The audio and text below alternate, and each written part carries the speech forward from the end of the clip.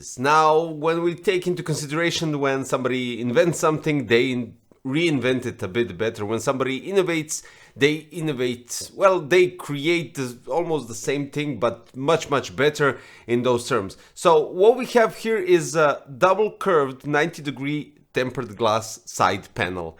And when you remember the Montech King 95 Pro, which has only the front curved one and it's cut right here, and even in that video I mentioned that it's such a shame that it's not the whole tempered glass.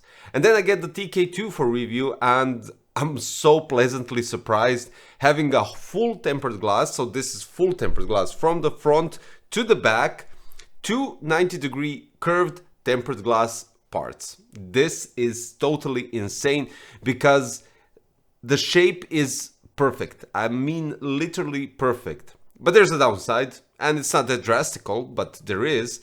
So when you want to peel off the foil from the tempered glass, I don't know if they heat it up with the foil or what happens, I'm not quite sure, but if you regularly watch my Instagram reels or something, you know I do the peeling of the foil from the tempered glass, and it's usually quite simple, right? You just peel it off and it's gone in like 5 seconds, 6 stops, and that's it.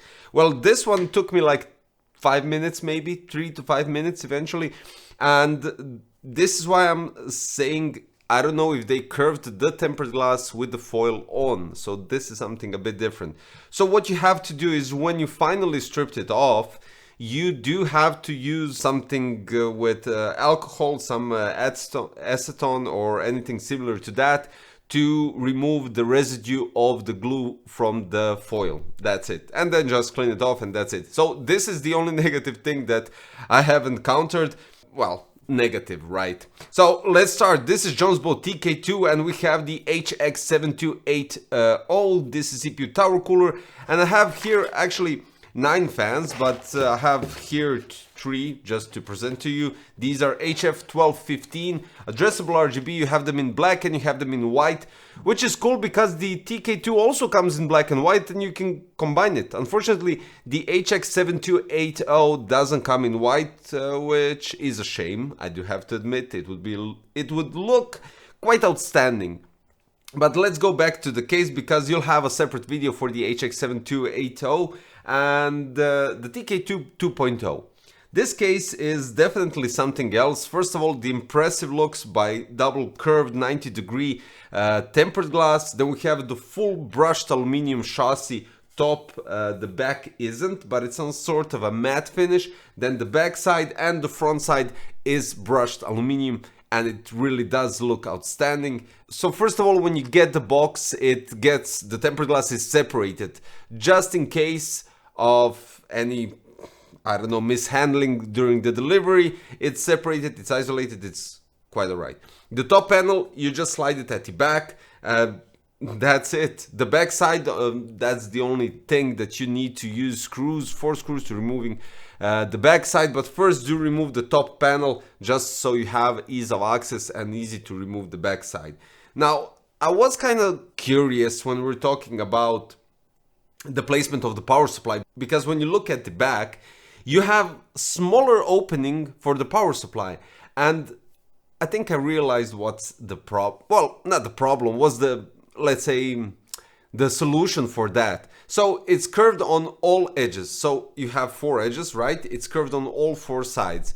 The thing is, since it's curved, you can't actually place the power supply fully to the chassis. So they did a bit of a, let's say, a standoff, which you have to remove 4 screws, place that standoff on your power supply, and then just mount the power supply with that bracket and use the 4 screws to attach it. That's all there is to it. So let's go to the interior. I'm leaving the tempered glass here constantly throughout the whole video because, guys, this is really impressive. This is really impressive and I love the tempered glass, and this is most likely the first video that you'll be seeing the tempered glass throughout the whole video. So bottom part, you can go with 360 radiator, and the top part you can also go with the 360 radiator. Unfortunately on the side you can't, but it kind of makes sense because the side is, they already have like pre-drilled holes with threads, so you just have to use the fans and attach them. Unfortunately you can't use any other fans that have those regular screws that go for the case mounting, right? You do need to have those that go into the radiator. So for instance, with the HF1215, you get two sets of screws. You get the regular shorter ones that go through the case and into the fan, and you get somewhat for the radiator mounting. But the mounting mechanism, let's call it that way, for the side fans is as you mount it on your radiator. So there's that, but they're fixed. The position of the fans is fixed, so you can't miss anything and you don't have to regulate anything apart from the top and the bottom. That's it. So when we're talking about the fans in general, you can go with 3 120 at the top or 2 140. On the side you can go with 3 120. At the rear you can go with anything, and at the bottom you can go up to 3 120. This is really cool because it gives you an option to organize everything. And when we're talking about custom liquid cooling solution, because if you go with a 360 on top or 360 at the bottom, of course you're not going to put a 360 AAO at the bottom, right? So going with a custom loop, if you go with a longer GPU, because this is RTX 4080 Gaming X Trio, and it really does take loads of space. So I don't know if you could maybe fiddle around and do some res pump combo scheme to place it here somewhere, but regardless of that, you could go with a 360 at the bottom, 360 at the top, giving you a nice cooling solution for your CPU and for your GPU. So when we're talking about motherboard support, mini ITX, micro ATX and ATX, I wouldn't suggest going with an eATX because you'll have problems with 24 pin. And then we go to all of those cases that I recently reviewed where if you put an eATX motherboard, you don't have a 24 pin solution. Well, basically you don't have a solution for a 24 pin cable to reroute it at the back. When we're talking about the storage, you can go with two 3.5 inch hard drives or one 2.5 inch SSD and one 3.5 inch hard drive.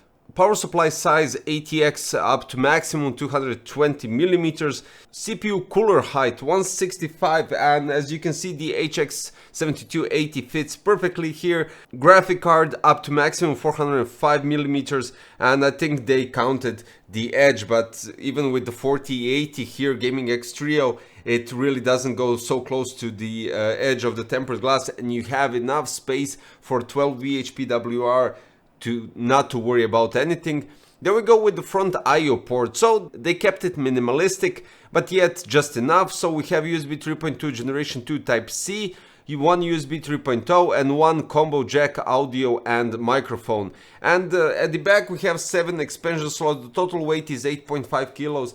And this is why we have the aluminum plates. So yeah, there's that. The tempered glass does give loads of weight to it. But at the back, right, so I did go into the cable management stuff and I did touch that for a bit, but let's go a bit further. So you have, let's say the power supply is somewhere in the middle and you have loads of empty space at the top. So you could either reroute all the cables at the top. You have two extrusions to use the zip ties to tie up the cables at the top. And this is really cool because you have loads of space underneath the power supply for your hard drive. But if you really don't want to do that and you really don't want to push the cables at the top, you can, I don't know, reroute the cables at the top for two 8-pin EPS and for the top addressable RGB PWM cables.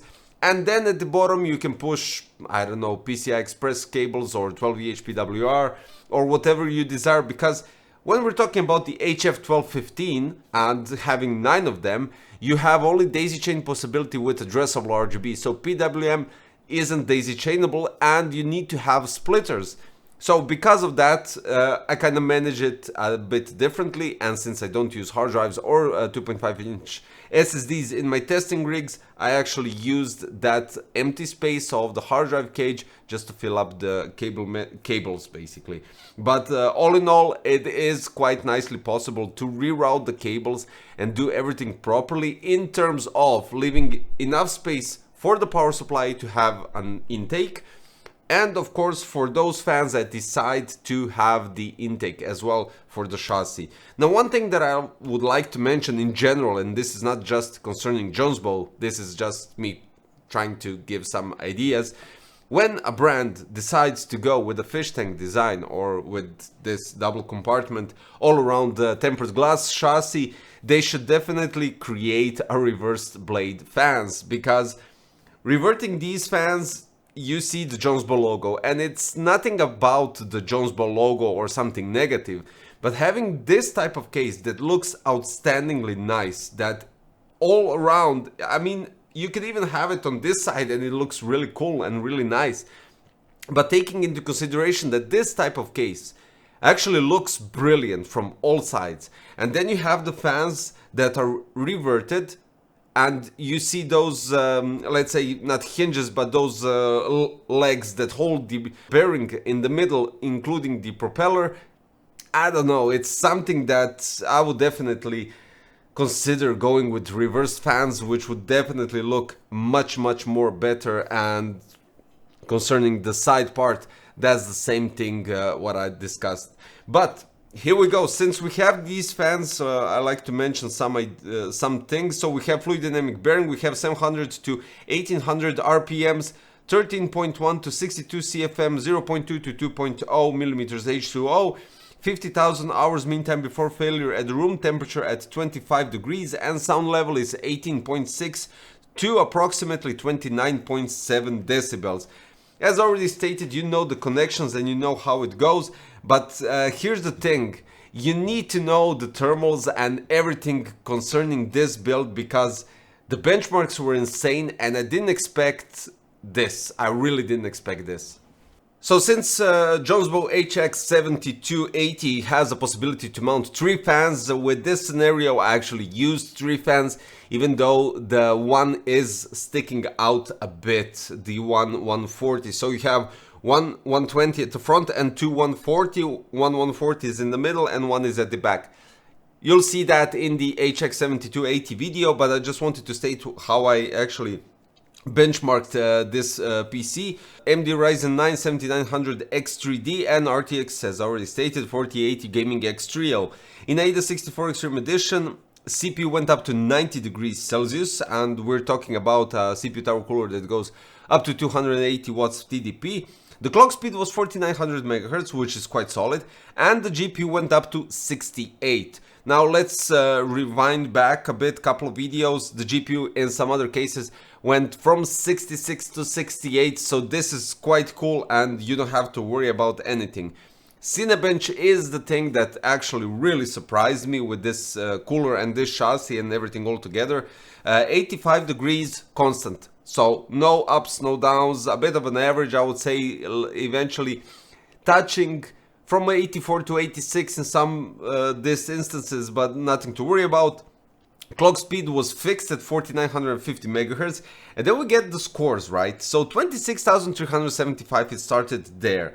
It did pass 26,500, and I would say on average, when we take into consideration all 10 benchmarks, 26,460-ish, I would say, which is without a doubt an outstanding score for this processor with this cooler, and this case is definitely something that could only benefit with water cooling, without a doubt.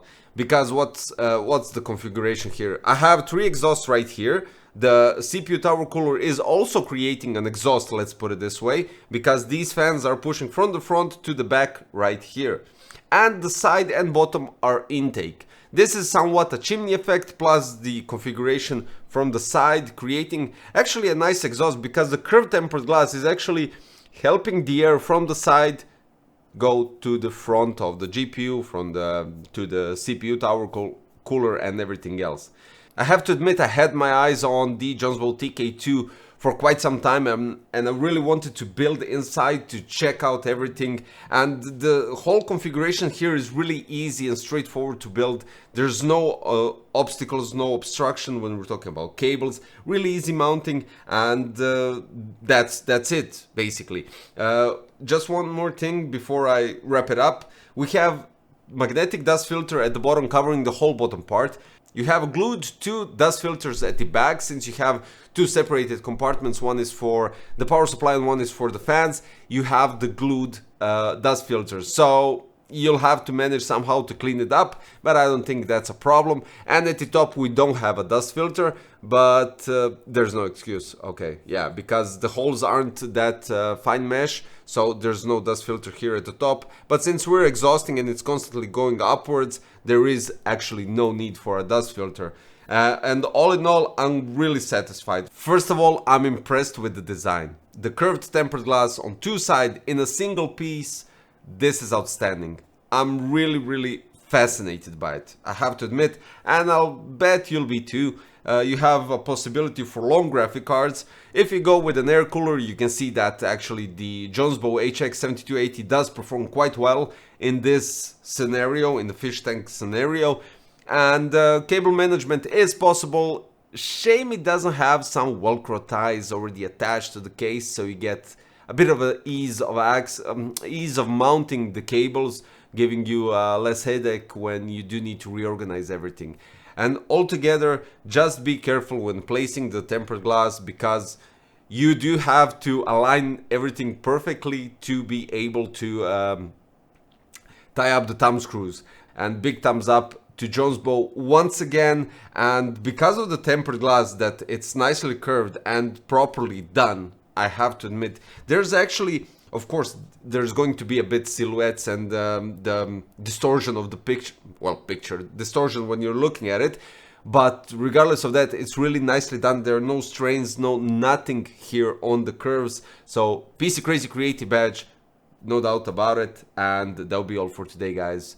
If you wish to check out the Jonsbo TK-2, I'll place the link in the description below. And if you decide to pair it up with the HF1215 black or white, you can also check those in the description below. And that'll be all for today. If you like the video, don't forget to subscribe, hit the like button and click the notification bell for future content. See you next time, guys. Bye bye.